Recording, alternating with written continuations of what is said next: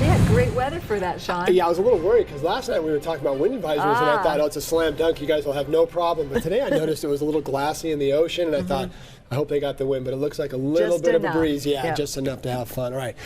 Wind will be our topic once again. So as we look out there it is, glassy ocean and some haze and a little bit of fog. So the wind will come in, but it's going to take some time. And right now the computer is picking up the fog, getting a saturated atmosphere at 91% humidity. So that's why the fog pops up, even though I do see some blue sky there looking across the harbor. And there's the wind advisory. Northerly winds. This will last through tonight into tomorrow, and then when I click the button and move it over just a little bit, that's a high wind watch that will go into effect tomorrow night and last into very early Tuesday if I have my correct dates.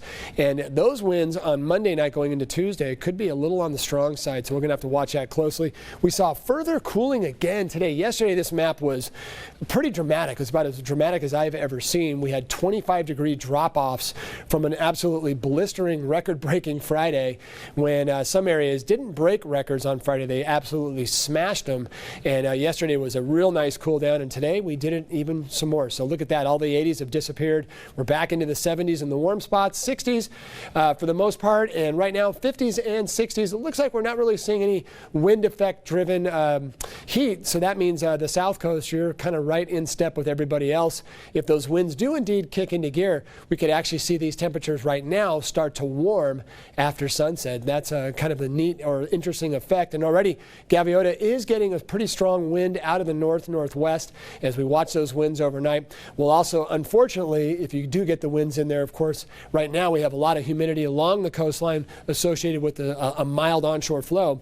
But if you get those winds coming in this direction, you also tend to dry out. So, of course, that's all things we have to keep an eye on to see what our weather is doing. Another storm moving into the Pacific Northwest. Yet again, the tail end is threatening the region, and about the best we can do is maybe get a couple of sprinkles tomorrow. I'll show you on the FUTURECAST. For the most part, though, the theme is going to stay the same. Windy, slight chance for sprinkles, and fairly cool the next couple of days. In fact, going into Monday and on into Tuesday, our morning lows actually might get close to freezing in some areas where the winds die off and you get a real quiet sky and it kind of clears out. We might actually get below, believe it or not, 32 degrees in some areas. Here's the FUTURECAST, and right about there we stop it, and a real light amount of rain possibly trying to get into the Santa Barbara Channel. So probably any rain showers would be about Lompoc northward at best, and not a slam dunk for anybody, and especially as the farther south you go, as it just kind of blows on through. And then there's that wind, those arrows pointing all from the top of the screen down to the bottom. Another chance, very weak, again shows up on about Thursday. And this one looks like it might even stay even that much farther to the north. But of course, we'll have to watch this as it gets a little closer. So here we go with the rain totals. And interesting, they've been bouncing around. They were pretty bullish a couple days ago north of Point Conception with some higher numbers.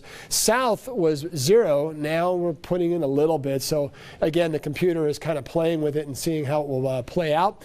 And fog, that will come and go the next few days. As long as the winds are blowing, though, it pretty much just gouges it out. And you can see those high numbers, the 10s, meaning perfect visibility. So it'll be a battle between the wind, which is right here, as you can see. Tomorrow it'll drop off a little bit in the morning, pick up again as we head toward Monday night and into Tuesday. So as the winds blow, well, the fog will push away, kind of back and forth. So as far as temperatures, on Monday, look at that, a cool one. And then as we go to Tuesday, another cool one. So we're not expecting any kind of warmth over the next couple of days. And if you looked quickly right there, you could see those 30s and 40s for the overnight into the early morning hours. So again, for the South Coast, another nice day, but a little breezy. We have to watch the wind as we head farther north and west. Slight chances for sprinkles will pop up, and that again will be a really minor amount. In fact, the computer only puts some rain up in San Luis Obispo County on our map as far as the cloud, and down as we head farther south, of course, very little chances for that. Drizzle may be possible with some fog in the morning for Ventura County, and we do have a lot of surf out there coming in just about all directions. directions and wind swell on top of it. So we do have a surf advisory for Ventura County and portions of the Central Coast. And a quick look at our 7-day forecast with Passover on Friday and the Dancing Bunny for Sunday.